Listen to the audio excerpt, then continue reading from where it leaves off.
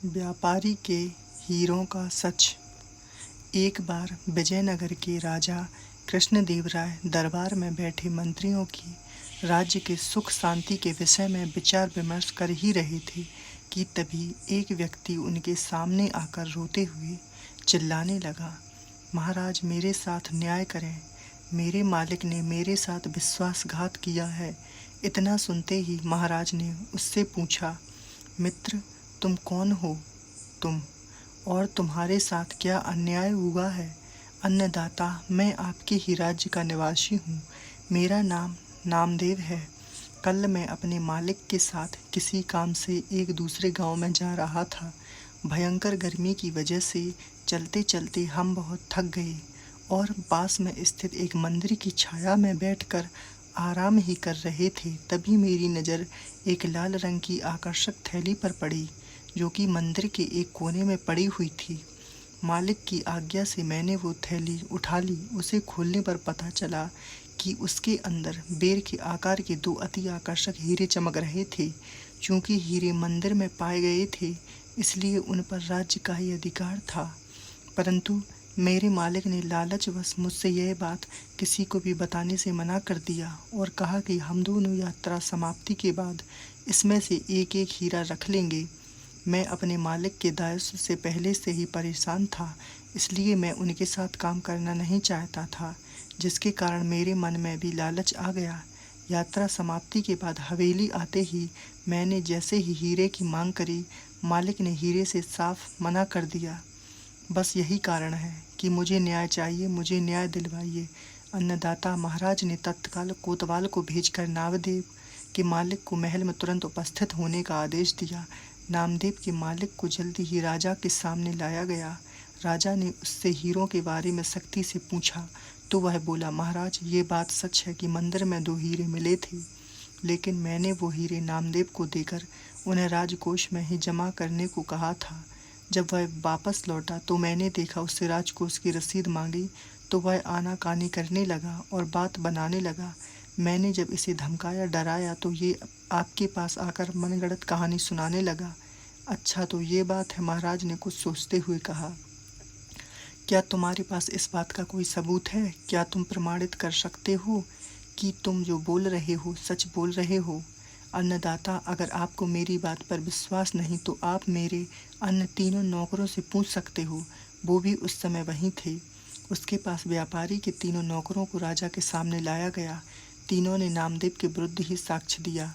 महाराज 3 नौकरों और व्यापारी मालिक को वही बैठा कर सोच चिंतन करते हुए अपने विश्राम कक्ष में चले गए और सेनापति तेनालीराम महामंत्री को भी इस विषय में बात करने के लिए वहां बुलवा लिया। उनके पहुंचने पर महाराज ने महामंत्री से पूछा, आपको क्या लगता है, क्या नामदेव असत्य कह रहा है? जी महाराज, नामदेव ही झूठ बोल रहा है। उसके मन में लालच आ गया होगा और उसने हीरों वाला थैला अपने पास ही रख लिया होगा। सेनापति ने इसके विपरीत साक्षीदारों को झूठा बताया। उसके हिसाब से नामदेव सत्य कह रहा था। तेनालीराम चुपचाप खड़ा यह बात सुन रहा था।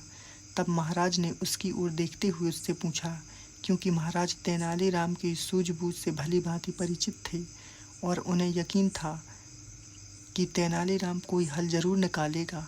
तेनालीराम कुछ सोचते हुए बोला, महाराज कौन झूठ है और कौन सच्चा, इस बात का अभी कुछ ही समय में पता लग सकता है, परंतु इसके लिए आप लोगों को कुछ समय के लिए पर्दे के पीछे छुपना होगा। महाराज इस बात से सहमत हो गए क्योंकि वो जल्दी से जल्दी इस मसले को सुलझना चाहते थे और तेनालीराम की सूझबूझ भी देखना चाहते थे। इसलिए महाराज मंत्रियों समेत पर्दे के पीछे जाकर छुप गए। महामंत्री और सेनापति तेनालीराम की बात को महाराज द्वारा स्वीकृति मिलते देख मुँह से कुड़ते हुए पर्दे के पीछे चले गए। अब विश्राम कक्ष में केवल तेनालीराम ही थे। अब उसने सेवक से कहकर पहले साक्षीदार को बुलाया। साक्षीदार के आने पर तेनालीराम ने पूछा, क्या तुम्हारे मालिक ने तुम्हारे सामने ही नामदेव को हीरा वाला थैला दिया था? जी हाँ, फिर तो तुम्हें हीरे के रंग और आकार के बारे में भी पता चल गया होगा। तेनालीराम ने एक कागज और कलम उस साक्षीदार के सामने करते हुए उससे कहा, लो मुझे इस पर वही हीरे का चित्र बनाकर दिखाओ। इतना सुनते ही उसकी सिट्टी पिट्टी गुम हो गई और बोला, मैंने हीरे नहीं देखे क्योंकि वो लाल रंग की थैली में थे।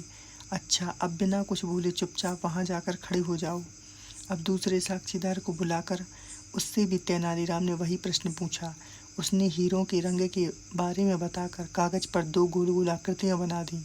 फिर उससे भी पहले साक्षीदार के पास खड़ा कर दिया गया और कहा कि दोनों आपस में बात नहीं करें, और तीसरे साक्षीदार को भी बुलाया गया। उसने पूछा कि हीरे भोजपत्र की थैली में थे, इसलिए वह उन्हें देख नहीं पाया। इतना ही सुनते ही महाराज पर्दे के पीछे से सामने आ गए। महाराज को देखते ही तीनों नौकर घबरा गए और समझ गए कि अब सच बोलने के अलावा कोई चारा नहीं है और सच बोलने में ही भलाई है। तीनों महाराज के पैरों में पकड़कर क्षमा मांगने लगे और बोले, हमें यह सब झूठ बोलने के लिए हमारे मालिक ने धमकाया था और नौकरी से निकालने की धमकी भी दी थी, इसलिए हमें यह झूठ बोलना पड़ा। महाराज ने तुरंत मालिक के घर की जांच पड़ताल के आदेश दे दिए। घर की जांच पड़ताल लेने पर दोनों हीरे प्राप्त कर लिए गए। राज्य अपराध दंड के अनुसार मालिक को 10,000 स्वर्ण मुद्राएं नामदेव को देनी पड़ी और 20,000 स्वर्ण मुद्राएं दंड की रकम स्वरूप राज्यकोष में जमा करानी पड़ी और प्राप्त हुए दोनों हीरे भी राजकोष में जमा कर दिए गए। इस प्रकार तेनालीराम की सूझबूझ की मदद से महाराज ने नामदेव को न्याय दिलाया। अगर आपको ये स्टोरी अच्छी लगी हो तो दोस्तों इसे लाइक करें एंड शेयर करें और कमेंट करके बताएं कि आपको ये स्टोरी कैसी लगी। धन्यवाद दोस्तों।